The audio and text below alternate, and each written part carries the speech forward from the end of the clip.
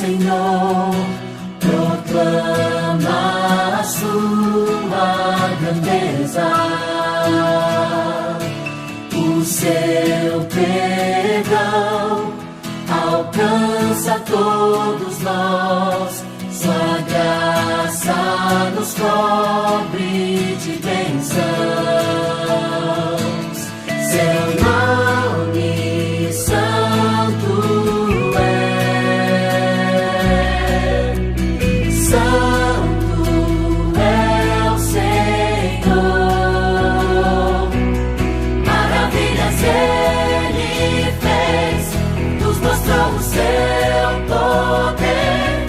Ele é o nosso Rei dos Reis, Jesus. Maravilhas Ele fez, Ele operou em mim, seu poder me resgatou, Jesus.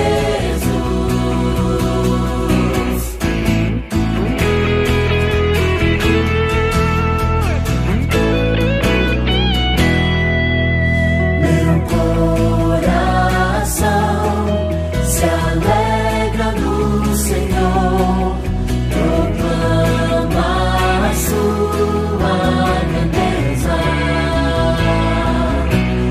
O seu perdão alcança todos nós, sua graça nos cobre de bênçãos.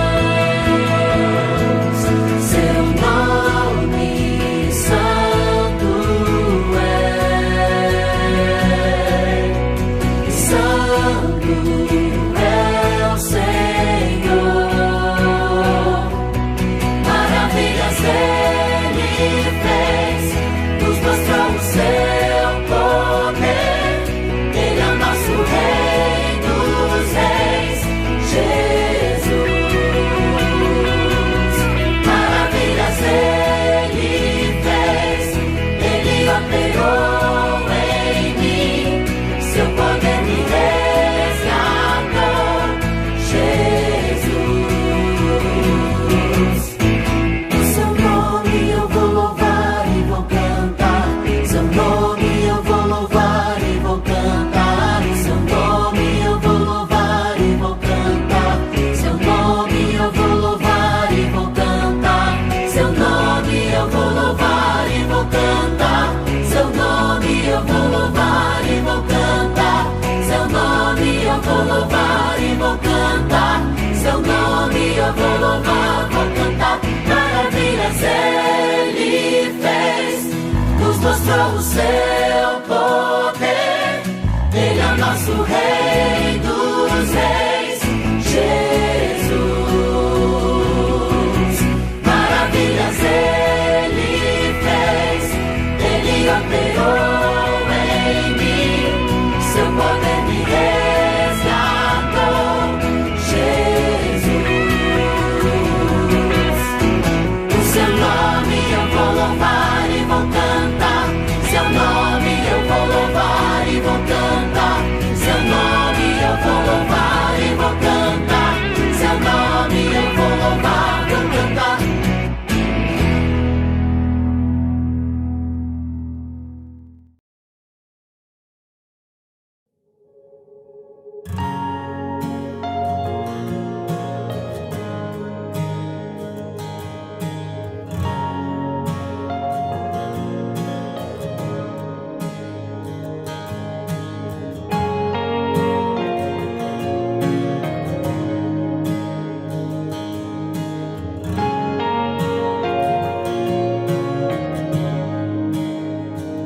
Os céus proclamam as obras do Eterno, galáxias cantam de sua imensidão, e uma voz com sons de glória ecoa em toda a criação, do grão que faz a vida irromper, o esplendor invisível faz nascer.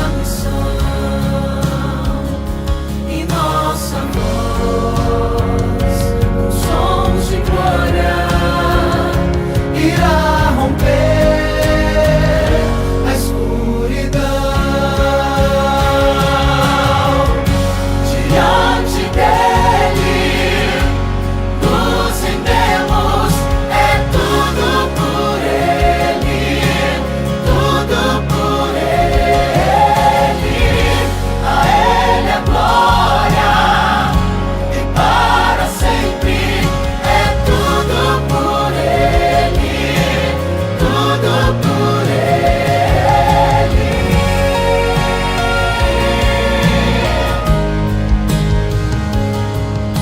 A Ele a honra, a glória e o louvor, que o reino seja em nós,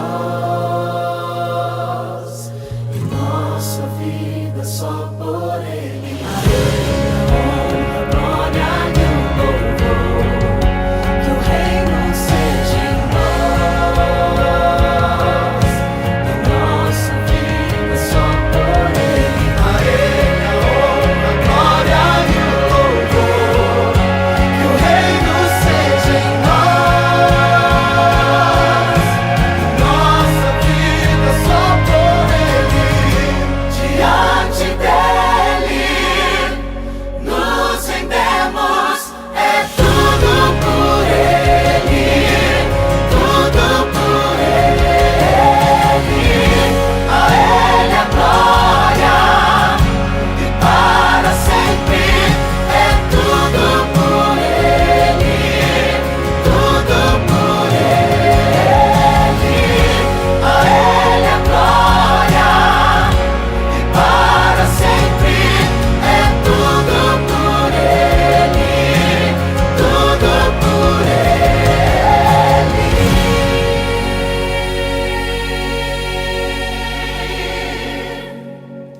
A Ele a honra, a glória e o louvor, que o reino seja em nós, em nossa vida só por Ele.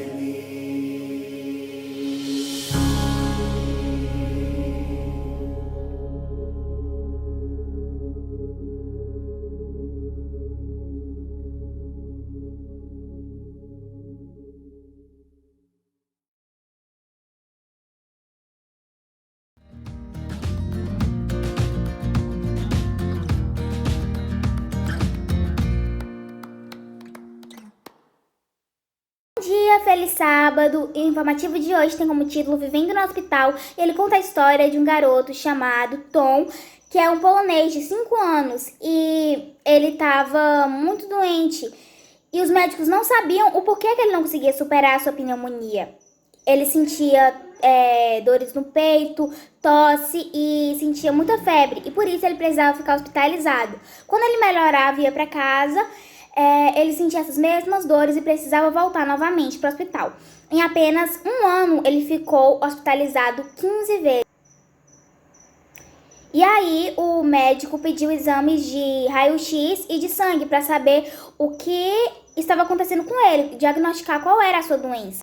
Então, ele receitou os remédios que ele achava que seriam necessários para a recuperação do garoto, só que nada funcionou.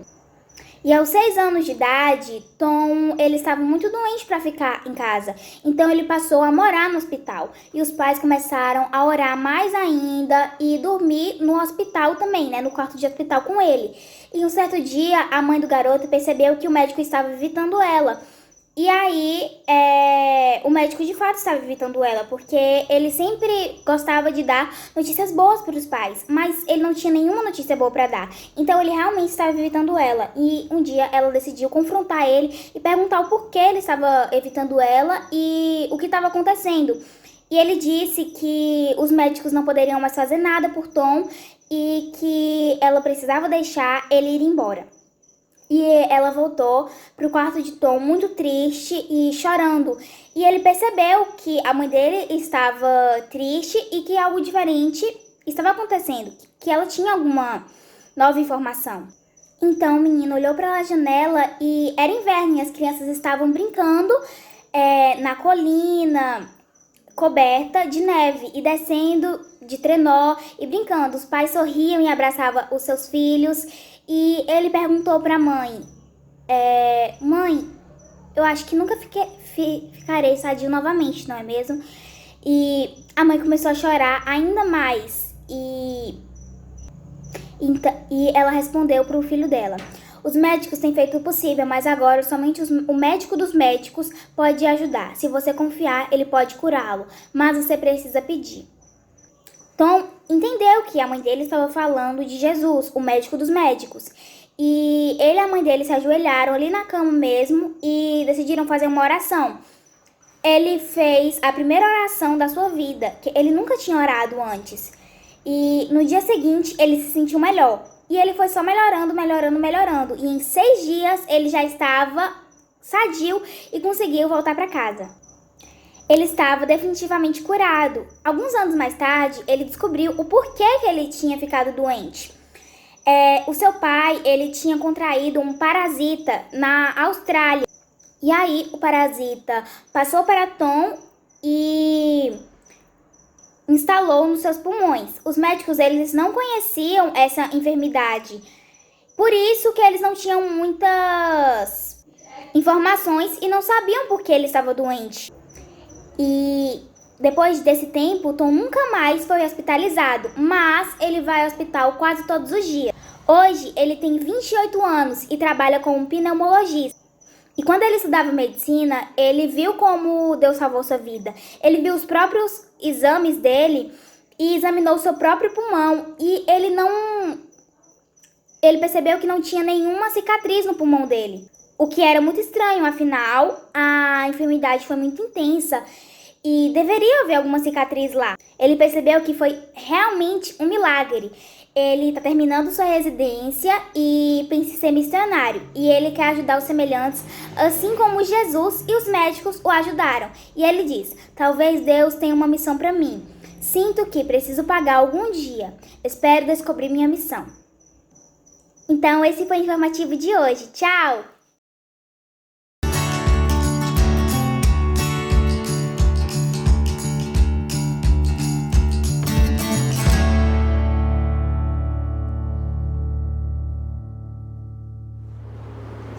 Oi, gente, tudo bem com vocês? Feliz sábado! Feliz sábado, pessoal! Gente, a nossa lição de hoje, ela é muito importante, como todas as outras, né? E tem por título Fortalecendo o Povo de Deus. E o nosso verso para memorizar se encontra no livro de Esdras, no capítulo 7, no versículo 23. Nos acompanhe dentro da sua casa. E diz assim, tudo que o Deus dos céus tenha prescrito, que se faça com presteza para o templo do Deus dos céus. E a nossa mensagem central diz assim, uma forma de adorar a Deus é através do apoio a pessoas e os programas de nossa igreja. Aqui, a reconstrução do templo de Jerusalém já tinha sido concluída, né? Já tinham terminado. Então, agora eles estavam dividindo os cargos, né? Dividindo as funções das pessoas. Então, um grupo seria os levitas, né, os outros seriam os sacerdotes, outros seriam responsáveis, né, por cada coisa. Assim como nós temos hoje na nossa igreja as lideranças de cada departamento, né? Tem o do jovem, das crianças, adolescentes, né, tem diaconisas, enfim, tem vários departamentos. E aí, depois que concluíram o templo, agora eles estavam dividindo as tarefas. Sim. E Deus, né, ele fez provisões assim para a manutenção do templo, né? Guiando o povo nessas escolhas, mas também na questão de enviar, né? Ele enviou Esdras, que é um personagem muito importante que a gente vai falar sobre ele hoje na nossa lição. Ele enviou Esdras para ser assim como um professor do povo ali, né? Esdras era muito inteligente, era um homem muito inteligente, era muito sábio, né? Ele tinha muito conhecimento sobre a palavra de Deus, as leis de Deus. Deus providenciou o sustento financeiro, né, ouro e prata mesmo, e também as pessoas, né, para o serviço, que, como a Sara falou, os sacerdotes, os levitas, cantores, porteiros e servidores do templo. Então, assim, Esdras também mostra a questão da adoração de Esdras, né, e do louvor a Deus, por todo esse apoio, né, todo esse sustento que Deus deu ao povo.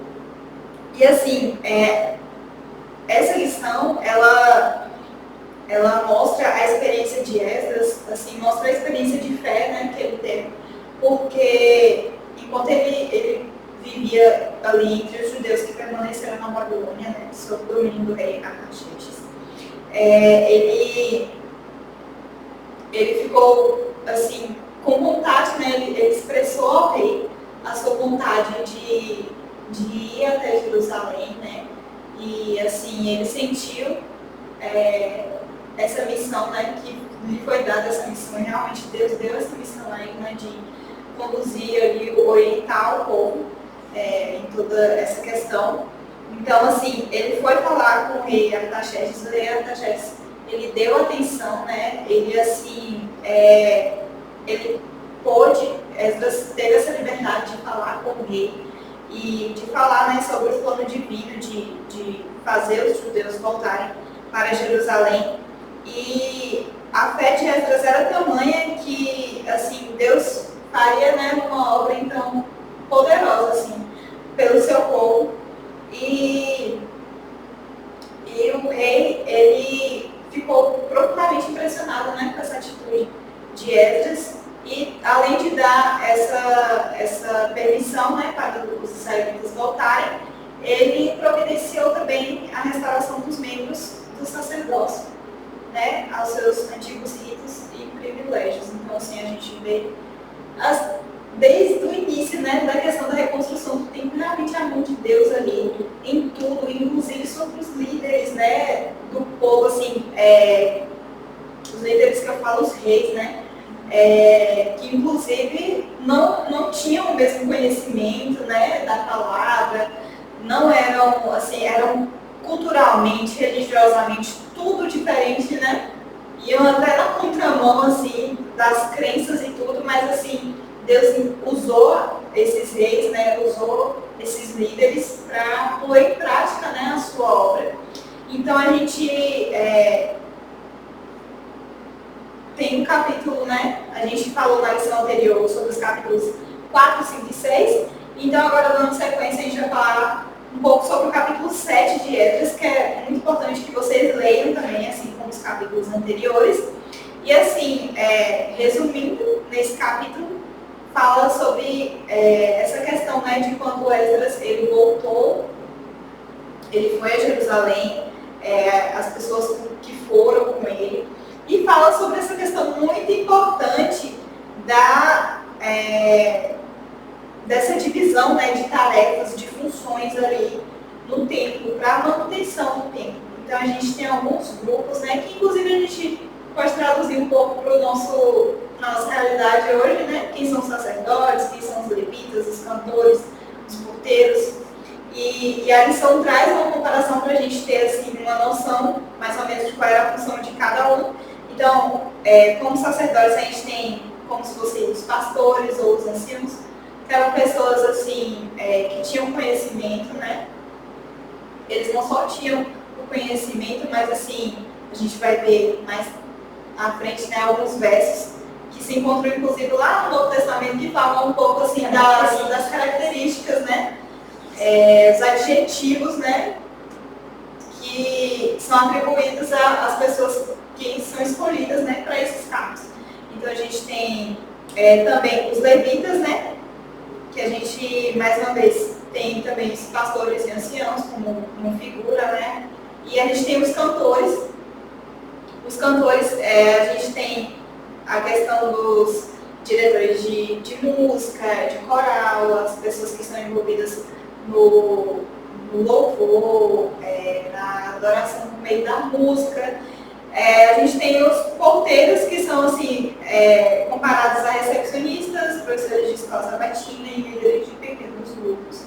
São pessoas, então assim, a gente percebe que não só são pessoas que estão ali na porta, né, porteiros, mas são pessoas que estão ali para não só recepcionar, mas também assim, acolher, né, abraçar as pessoas, receber as pessoas realmente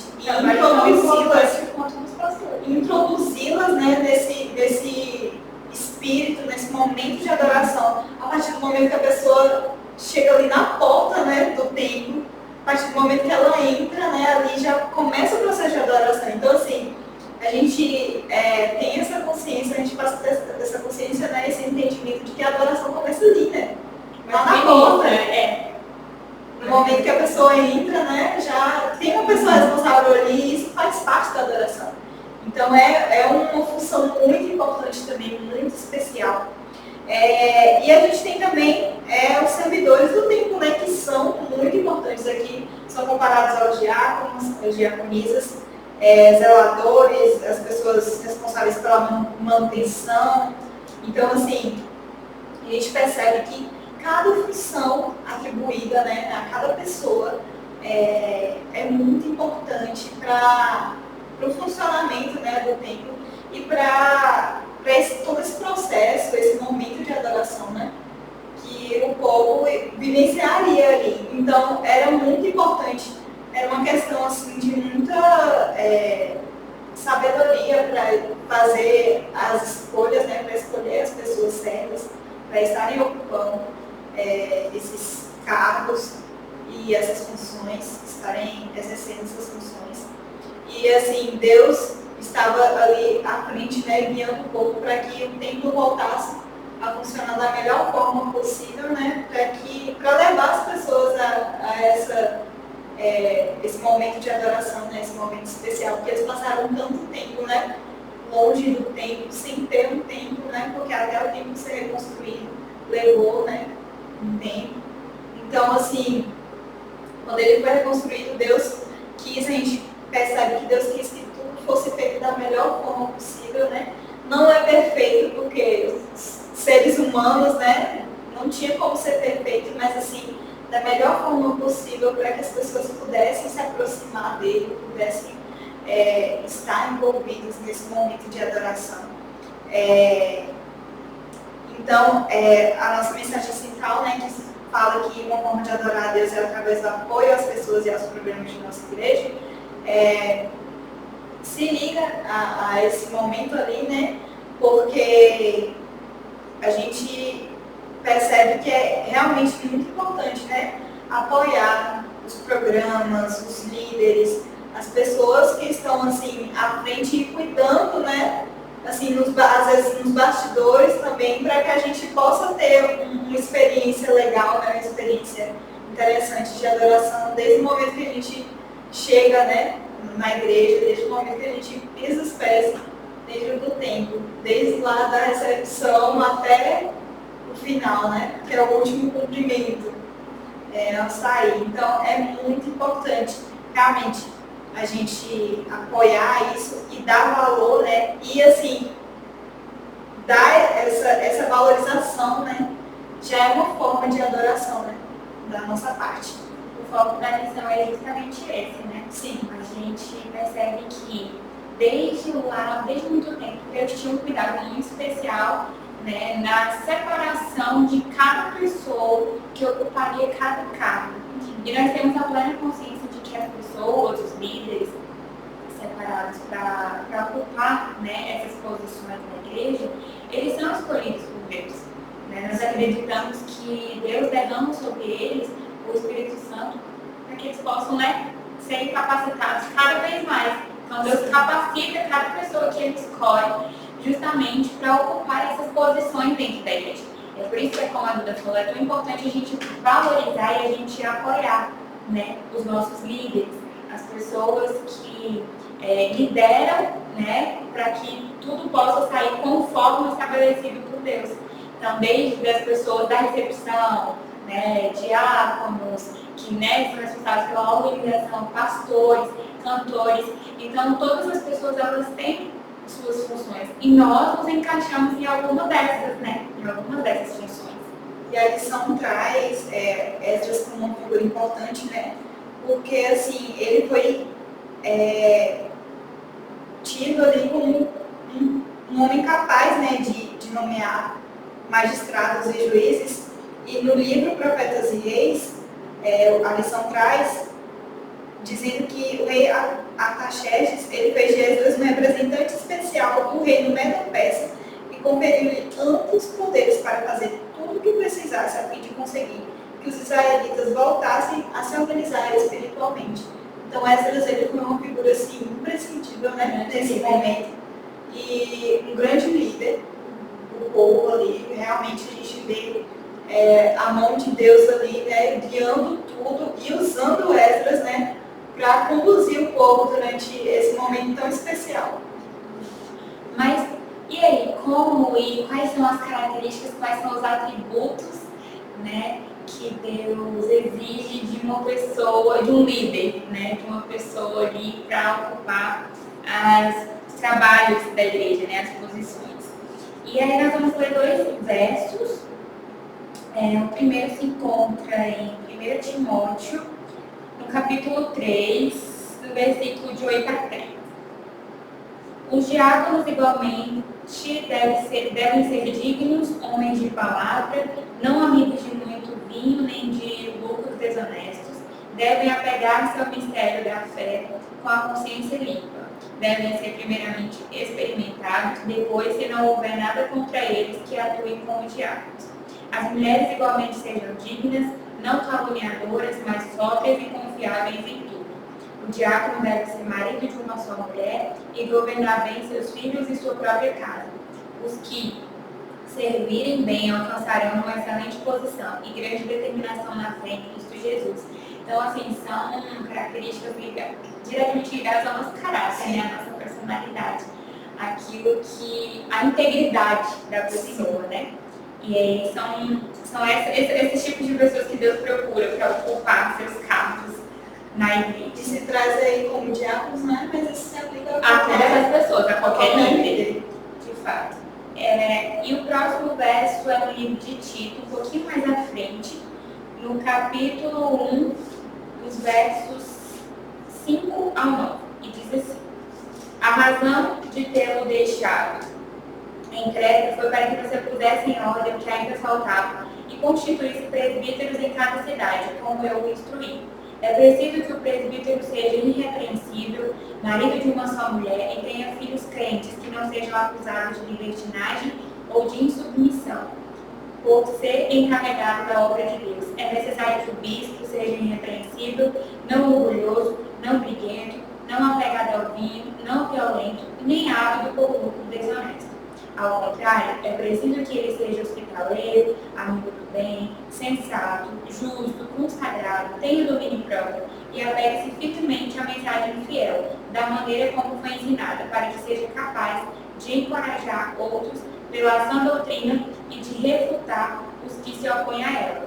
Nesses versos são usados alguns termos para aquela época, no caso de bispos, né, e presbíteros e tal, mas são, como a Duda já falou, são características, são atributos que se encaixam a todos e qualquer líder, né? Todas as pessoas, inclusive no nosso tempo. E a gente fala muito dos líderes porque os líderes, eles são exemplos, né? São as pessoas que lideram, de fato, outros. Mas nós devemos ser assim, né? Nós também, às vezes, nós somos assim, outras pessoas, né? A gente tem que seguir o exemplo, né? E às vezes nós podemos ser líderes de outras pessoas também, porque o líder não é aquele que manda, mas é aquele que dá o exemplo, né? Para que outras pessoas possam segui-lo. E todas essas características são características de verdadeiros cristãos, né? Que Deus procura hoje. E Deus capacita. Lembrando assim que a gente, apesar de ser líder, a gente não coloca como um modelo ideal, né? Porque o modelo é Cristo, porque são humanos, são capazes de, são passíveis de erro, né? Podem errar, mas assim, é importante realmente que essas pessoas mantenham sua integridade, que mantenham, né, essas características e busquem, né, melhorar a cada dia mais, por ter essa responsabilidade, né? A partir do momento que a pessoa assume essa responsabilidade de ser um líder, né? Ela tem que assumir essa responsabilidade também sobre si, né? De ser um exemplo realmente, como foi dito. E de ter esse cuidado, ter todo esse zelo, né? Que é previsto aqui, né, nesses versos, como a gente citou e falou.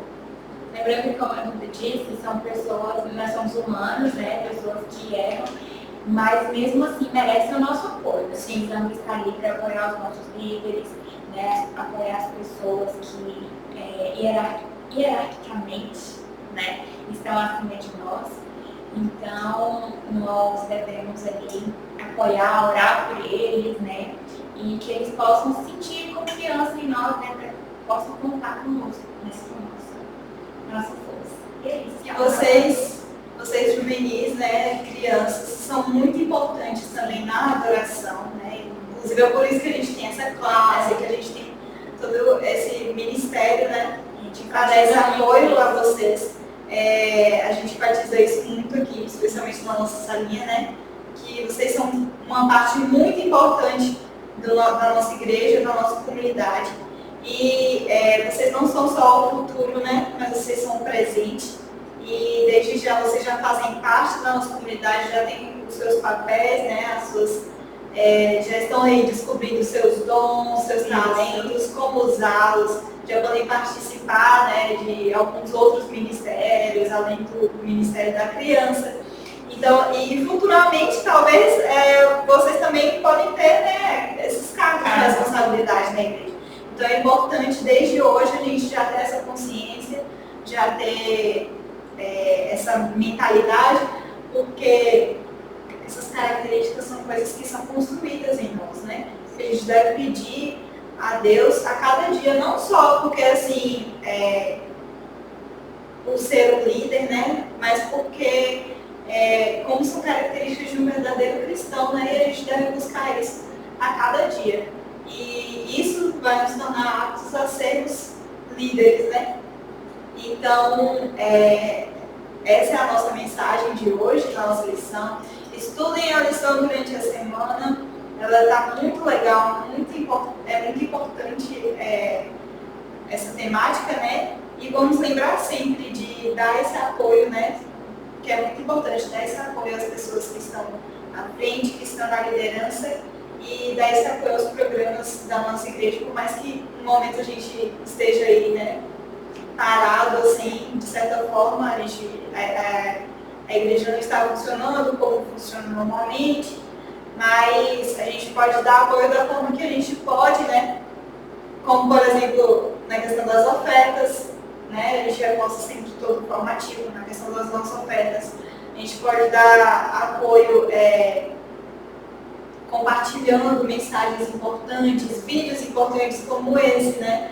Que a gente tenta usar os recursos que a gente tem para manter, né, os nossos momentos juntos, nossos momentos de adoração, nossos momentos de aprendizado, né?